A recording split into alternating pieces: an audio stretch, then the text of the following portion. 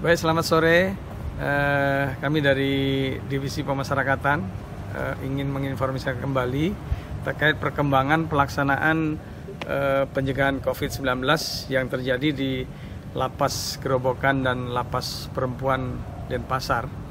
Yaitu kami udah beberapa hari melakukan rapid, dan setelah rapid kami tindak lanjuti dengan swab bekerjasama dengan Dinas Kesehatan. Antara lain kami sudah melakukan kurang lebih sebanyak 200 orang yang sudah dilakukan swab, dan hasilnya sudah keluar. Pada saat ini sekitar 31 orang dinyatakan terkonfirmasi positif COVID-19.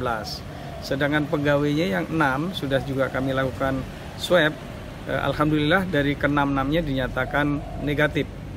Langkah-langkah yang kami lakukan sekarang ini adalah pertama, mereka ditempatkan pada blok khusus, yaitu blok Kute, dengan memberikan nutrisi dan vitamin untuk memberikan penambah daya tahan atau imun bagi seluruh warga binaan.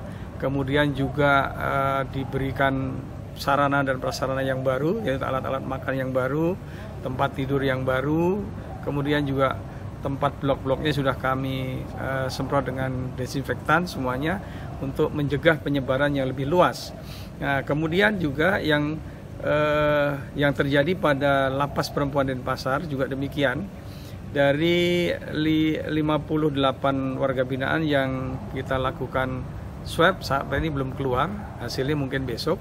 Kemudian bagi pegawai sudah keluar, yang dari 14 dinyatakan reaktif, itu hasilnya sudah keluar, yaitu 6 orang dinyatakan terkonfirmasi positif COVID-19, dan mereka sudah dikarantina atau diisolasi mandiri ditangani oleh Dinas Kesehatan Kabupaten Bandung.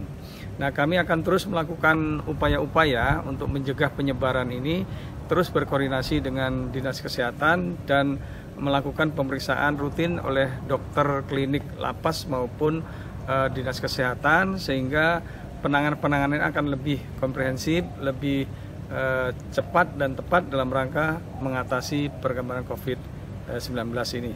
Itu yang perlu kami sampaikan. Terima kasih. Selamat sore.